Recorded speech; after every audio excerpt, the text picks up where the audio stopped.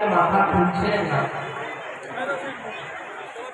কোরআনে মাজিদে সূরা নজম একটি আয়াত আছে যে ওয়ামা ইয়ানতিকু আনিল হাওয়া, ওয়ামা ইয়ানতিকু আনিল হাওয়া।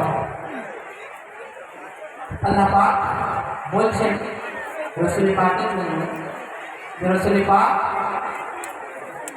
ওই পর্যন্ত কোনো কথা বলেন না, কোনো কাজ করেন না যতক্ষণ ওনার উপরে ওহী না আসে। ও গুরুত্বপূর্ণ কথা। আল্লাহ পাক বলছেন ওয়ামা ইয়ানতিকু আনিল হাওয়া। আল্লাহ বলছেন, আল্লাহ পাক রাসূল পাক নিজের ইচ্ছায় কিছু বলেন না এবং কিছু করেন না। তাহলে একটু চিন্তা করে দেখুন যে মসজিদে নববীতে হযরত ইমাম হাসান, হযরত ইমাম হুসাইন রাসূল পাকের পিঠের উপরে বসে আছেন। হুজুর রাসূল পাক নামাজ পড়ছেন। এই যে নামাজ, এটা কার নামাজ? এটা আমার আপনার নামাজ না, এটা আল্লাহ রসুলের নামাজ আছে, আল্লাহ নবীর নামাজ আছে, আল্লাহ রসুলের নামাজ, আল্লাহ মেহবুবের নামাজ। এটা সাধারণ লোকের নামাজ না, আল্লাহ রসুলের নামাজ। তো রাসূল পাক যে নামাজ পড়ছেন আল্লাহ পাকের জন্য, কিন্তু খেয়াল কার আছে, ধ্যান কার আছে? সেই দুই ইমাম পাক, হযরত ইমাম হাসান এবং হযরত ইমাম হুসাইন আলাইহিস সালামের খেয়াল আছে। রাসূল পাকের চিন্তা কি ছিল? চিন্তা ওটাই ছিল যে আমার প্যারা, আমার নবাসা আমার পিঠের উপরে বসে আছে। এটাই চিন্তা ছিল। তো নামাজ কে পড়ছেন? রাসূল পড়ছেন। আমিও পড়িনি, আপনিও পড়ি না, রাসূল পড়ছেন। নামাজ আল্লাহর জন্য পড়ছেন। খেয়াল কার আছে? চিন্তা কার আছে? দুই ইমাম পাকের চিন্তা আছে যে পিঠের উপরে দুই ইমাম পাক বসে আছেন, যদি উঠে যায় তারা পড়ে যাবে। তার চিন্তা কার আছে? ইমাম পাকের চিন্তা আছে।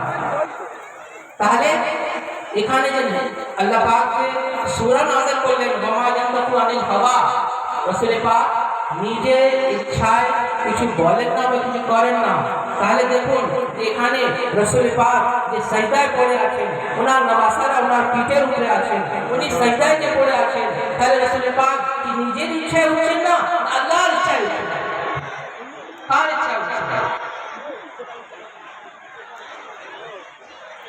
এর থেকে বোঝা যায় যে নামাজের মধ্যে যদি আহলে বাইতে পাকের জিকির এসে যায়, আহলে বাইতে পাকের চিন্তা এসে যায়, ইমাম পাকের চিন্তা এসে যায়, সেই দুই ইমাম পাকের যদি চিন্তা নামাজের মধ্যে এসে যায়, তাহলে এটাও হচ্ছে সুন্নাত।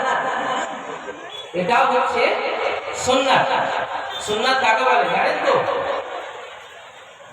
সুন্নাত বলা হয় যে রাসূল পাক যে কাজটা করেছেন সেটা সুন্নাত।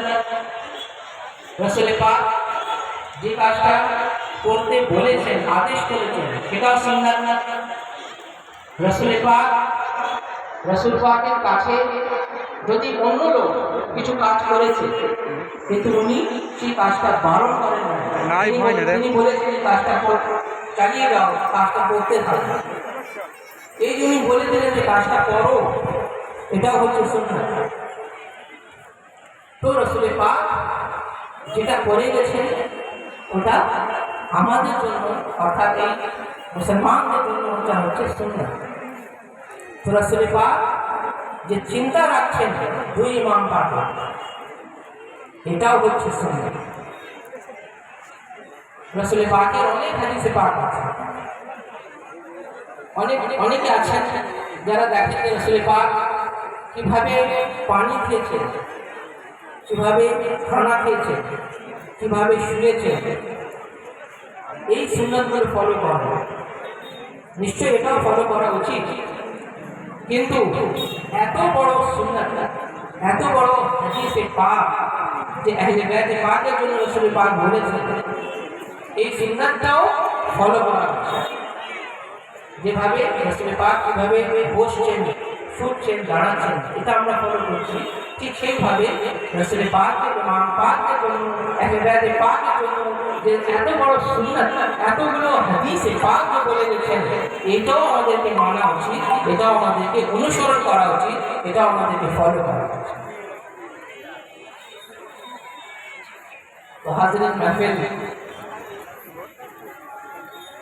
এখন বড় হুজুর এবং বড় শাহজাদা তাদের সময় কম আছে, আমি শুধু এটাই বলবো যে আল্লাহ পাক আমাদেরকে আহলে বাইতে পাকের গোলাম যেন বানিয়ে রাখেন, আহলে বাইতে পাকের চাকর বানিয়ে রাখেন, আহলে বাইতের बंदा गुलाम भिखारी বানিয়ে রাখেন। এটি হচ্ছে নাজাতের জরিয়া। সে কাল কিয়ামতের দিনে যখন হিসাব কিতাব হবে, যখন পরিশেষ হবে, যখন প্রশ্ন করা হবে, সেই দিনে আহলে বাইতে পাকের যে মহব্বত আছে, যে ভালোবাসা আছে, এই মহব্বত এবং ভালোবাসার দ্বারাই আমরা নাজাত পেয়ে যাব, আমরা আমাদের মাগফিরাত হয়ে যাব, আমরা আল্লাহ পাকের কাছে আমাদের শাফাআত পেয়ে যাব।